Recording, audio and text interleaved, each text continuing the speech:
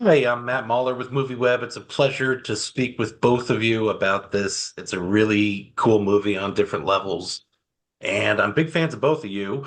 So get the parasocial stuff out of the way. It's a pleasure to speak with you. Oh my God, honey, stop. I feel Yeah. like we have twin Jeez. backgrounds and like one intensely blank side and one filled with bookshelves. Like we didn't really do the balance. You're no, it's good. Um, I usually feel like I'm in a void, but thank you. But enough of Um, your personal problems, Matt. We yeah, don't have time. Just don't have time. enough about my 30s. Um, So yeah, Nick, I believe you spoke with a colleague of mine about Black Cab, one of your 30 movies this year. Uh, you said something interesting that you like to keep horror movies on while you write, at least while you write horror. Um, were there any in particular you had on while you were writing this? Just out of curiosity. No, not really. It's like a wallpaper just in the background. So I just kind of surround myself with it, and sometimes your eyes will lift off the page, and then you'll watch something and you think, oh, well, that was pretty good. I think there's so much horror out. I think the times where I say, well, that was pretty good, are dwarfed by the times that I say, let's avoid doing that. It's a kind of not necessarily a how-to, but how not to. Don't do this, don't do that. That doesn't, you know. But the comedy. I think it kind of took care of itself. I think I knew what I wanted to do right away, and the twist, should we not mention it or mention it? That's the first thing I wrote essentially, and then spent a couple of years and lots of laughter hiding that, and building characters where your eyes are on the kind of roguish Swedes and the beautiful British loonies kind of go under the radar. Yeah, the second half of the interview I'll cut separately. I'd love to talk spoilers and release that You later. put on a different outfit, Matt, or you're just gonna cut and then back down Yeah, again? the inside of it is a whole different thing. It's a Whoa, quick Matt. The changeover. second Yeah. bit, Matt, put some pants on. Oh, For how God's did sake, you? Matt. Oh, how did you know? Um, Aisling, by the way, do you have any sort of writing habits or tics like that? Do you know, I was just thinking both Nick and I very openly have ADHD, and my wallpaper is Real Housewives of all franchises. So nonstop. And it is like the sound of women talking. So and sometimes I look up and think what not to do. Oh, better not sleep with her husband, and then look down again at whatever version of it is. But yeah, mine I do also write to blanket sound like in the background. But it's nearly always I like my boyfriend says that I use like Real Housewives like a radio play. Like I don't watch it much. I always have it in the background, or I read it like a book, or I'll be doing something else and read the sub. I have subtitles and everything all the time as well. So yeah, probably some people would describe those shows as a horror, but for me, they're a happy place. Nick, I think you said in a interview at Fantastic Fest maybe that you had experience with a sort of house, like a Swedish house like this one in a way. I don't know if that was childhood or later years, but did that inspire this in any way? Or when you were there, did it ever have sort of horror undertones?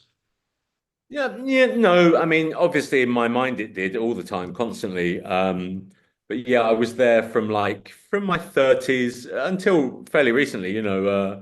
My my ex-wife's family are Swedish, and so they had a beautiful house on a really tiny island in the Baltic Sea, and we spent summers there and Christmas and Easter and Sörlöga and we were there for these kind of lovely cultural events where the children paint eggs blue and roll them into the harbor, and just culturally really wonderful times. And on Tuesdays a ship would deliver bread, and then in June the restaurant opened, and but even though being there a lot, I never ever felt welcome or warmth from the local. I love the fact that I try so hard for them to like me, and it just drove them further away from me, especially when you see them just talking, blatantly talking about you and nodding and walking off, and you think, you know, uh, but I kind of also love the fact that those people don't know who's getting off that ferry. And that's one of the big deals of a little community like that.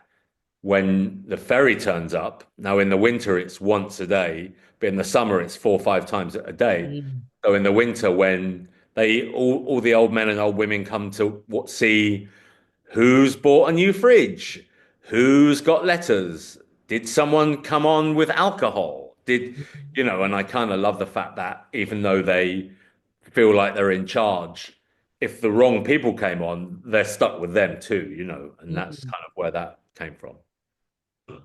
Yeah, it's like in a jail when the food cart comes once a week. Everyone's like, "What's new?"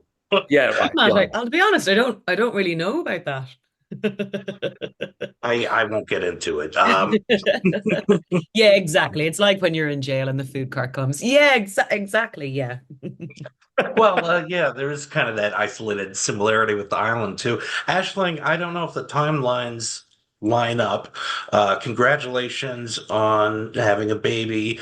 Did you know you were pregnant at all while filming this? And I would you? wasn't pregnant at all when I was filming this, but what happened was I broke my shoulder like came apart from my arm while we were filming this, not because of an old injury. And so when I got back to London, I had to have massive reconstructive shoulder surgery on my shoulder, and I was on opioids, and I thought my boyfriend was an angel, and that, sir, is how I got pregnant. And so it was so inadvertently it was sort of Nick Frost's fault. And you can just take that out of context and quote it like Nick Frost's fault that I was pregnant, that I got pregnant. Um, so yeah, and so then and then getting pregnant meant the shoulder surgery didn't glue properly. So it's been a real journey that I'm sure is what you wanted to be part of your interview. But I wasn't pregnant while filming this timeline I wise. let me just say on the record, I would get you pregnant 7 days, whatever you'd be a great, wonderful mother. Nick would be. Yeah. I don't know. I'm going to ask, like, would it have changed your perspective on the character or the film, if you were pregnant or had a child at the time? Not really. I had a couple of beers when I was pregnant, so I don't think it would have changed any of my actions. No, not really. I don't think you have to be a mother to be maternal, and I think I definitely feel quite maternally, and I think Nick feels quite paternal about Maisie and Sebastian, who play our kids, but I think we both sort of fell in love with them. I think Nick, you had a rightful age appropriate relationship with them. And then I think I was a bit like, hey guys, let's get our skateboards this weekend and skate together. I think I kind of thought I was like, I can't believe I've been cast as your mother. That's crazy, right? Are we gonna fit in that Nick must be a pedophile or something like that? Because Not old and he was enough, like, right? no, Pregnant. I think it's fine. I think the audience are going to be okay with it. I'm like, I don't think so. I think it'll give away the spoiler. Um, but I adore the two of them, and we did sort of become a little family of four. And then Nick also had his gorgeous family there as well. So it was a nice little, and it really is just that part of the world because it was 2 hours outside of Helsinki. We really were sort of isolated in this small town, in this small Tampere, which is gorgeous, but it's not a big bustling city in any regard. And so we were quite there together in one place. Which was actually quite a nice experience because you're not looking for work, you're at work. And I find it all kind of like a relaxing stop when we were there. Um, when we were there as a little group. It seems, I mean, it almost seems like it could be written as like a COVID film because it is sort of like you can make this as an isolated thing. But um, this started in 2022. Is that right, Nick? Yeah, I mean, I wrote the script in there were notes and stuff going about 5, 6 years ago, and then usually on one of these things, I've got lots of notes on my phone and in books, but if I think about it a lot all the time, I'm like, after 4 or 5 years, I'm like, it's a good idea. Yeah. Let's write something, let's write it. And as I said, I always had the twist, and I'm like, it's really good. It's a really good twist, and it just you just have to now spend 2 or 3 years hiding it, and building these great characters that will help you do that. I think what I sort of felt I was talking earlier on as well, especially when you read a script, particularly as a female actor, and particularly getting mother characters in, you're like, oh, for God's sake, if it's all the tropes, and actually what the fun of this is, you're sort of setting people up as if that's just your character, another sort of put upon mother, and then the twist is what gives it sort of almost like the joy of skewering that boring trope of the sort of mother who doesn't always get a joke or who doesn't always get a kind of moment and has to be like, oh, dads, oh, kids. And actually, that ends up becoming her total, joke that she pierces through. And it ends up becoming the sort of like weirdest, sort of oddest part of her. So yeah, I love that quality of it as well. I think that's the nice thing I enjoy too, is seeing the kids and mummy. They're just playing at being a family. They're pretending to be human beings, but they're not at all. They're deeply dangerous psychopaths. Yeah, yeah. And I'll cut before you said that. We're discussing spoilers, people in the future, hello, about Getaway. I was talking to Sebastian and Maisie, and it was interesting. They said their characters weren't really themselves until they started killing. Does it feel like that way for both of your characters? Is it completely an act, or is it part of their personalities we're seeing, or is it all just deviousness? I think it's all a total act for my character, you know. Yeah, but I think the one thing I love in that sort of almost like true romance quality with us, true romance but in fleeces, without the sort of like sexy outfits. If true romance people wore sort of rain gear, I I actually think think the one thing that's their real is love is we the love real. each other. We Yes, agree. really love each other, and that doesn't change. And that's a bit like I'd do anything for him. I love like they adore each other. And actually, we were talking about how our relationship needs this. It's almost like this is this are the slaying is our holiday. It's like a slaycation, which was what was originally written in. One of my favorite bits to shoot was when we were at night on that massive rock and they fired that big firework and then Yeah. it's this little song and it really made us laugh and Oh had a, yeah. we had We a little huddle and then just we were like killing, killing. Daddy loves a killing. killing. It was just a really We lovely, had like 1,000 versions of that as well. yeah. Maybe no hating. Daddy loves him. Yeah, I could see, these characters in another movie like Got Away. Uh, Yeah. do you think the twist precludes something like that, a sequel, or would you even want to continue sort of exploring these people? No, because I think it would be a prequel because I'd want Sebastian in it and it would Yeah. be, when I mention at the end, spoiler alert, before I kill him, when I say, you got on my fucking tit, I'm sorry we asked you back after last time. It's like, I Hmm. want to see that one. I want to see what Yes. happened, Yeah. Yeah. Yeah. Yeah. Yeah. Prequel would and be I think lovely. now you see that they're psychopaths, that's fine because now But you the want the audience, family, don't you? You really want that yeah. family back. I mean, that's the thing I like about this film and how it's crafted is even when you know what they are, you kind of still like them because they Mm. love each other and they're idiots and they Mhm. get it wrong and they enjoy their work and they're on, now I guess if we do another one that everyone's invited to it. So we all now Yeah. know Yeah. Exactly. something that the other actors don't know. The other, whatever island they're going to go Maybe it to. could be another psychopath family that we don't realize is another Yeah, psychopath family or something like that's a that. good, Yeah. yes. And Mm. they've double booked the flat. They've Yeah. double Yeah. booked the Yeah. Airbnb. Yeah. Yeah.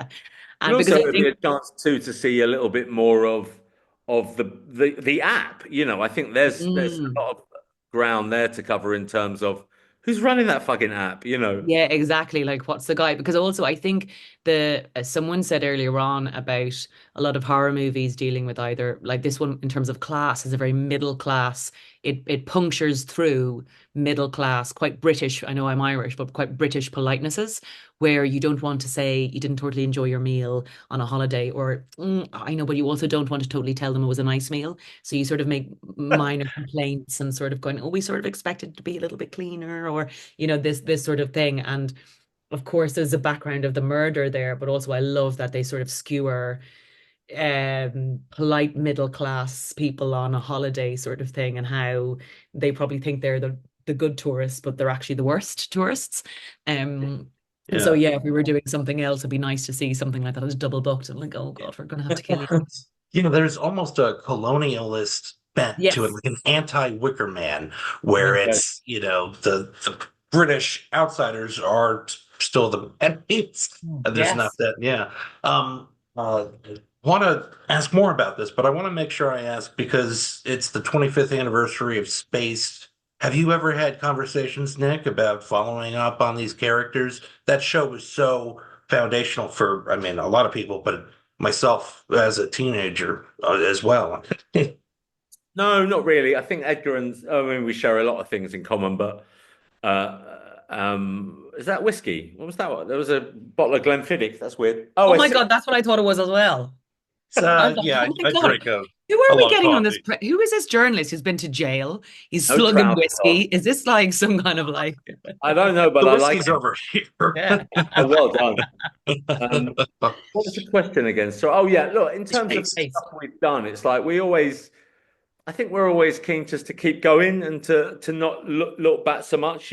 But yeah, of course we could do something, but it wouldn't be the same. And I think you run the risk of potentially fucking up something you've already done and it not being as good, or people not liking it as much or turning against it because you fucked up canon, or it's like, well, Also, let's I do think there's when you're guys like them, like Edgar and Simon and Nick, generate so many ideas and actually get stuff made. Like I generate a lot of ideas and never put pen to paper.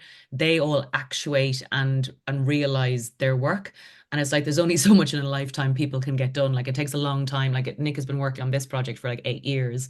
And I'm not sure people understand how much work goes into stuff, but they all still do work together and collaborate together. And there's something about like leave that to people who maybe don't have any new ideas, but you guys generate so much stuff that there's new ideas and ways of taking the essence of those things, which I think you guys all did. You take the essence of the chemistry between you and Simon and Edgar, that. put it into so many other places that kind of has made magic elsewhere as well. I think we're also kind of lucky that if we do it right, we get a chance to, we've essentially looked into the evolution of male friendships throughout our 20s and our 30s and our 50s.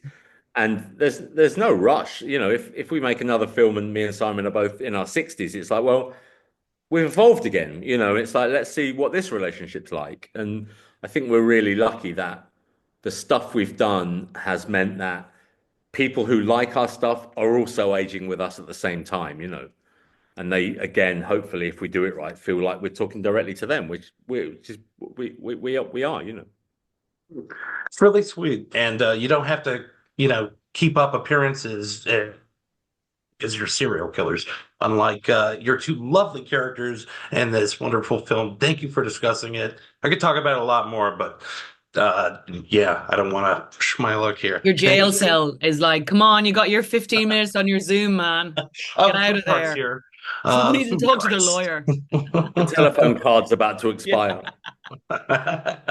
Well, thank you both for calling me in jail. I really appreciate you. Thank Hey, you. listen, and the best man, I think you're wholly misunderstood and you've got a case there, you know? Agreed. Thank you so much. You're hired.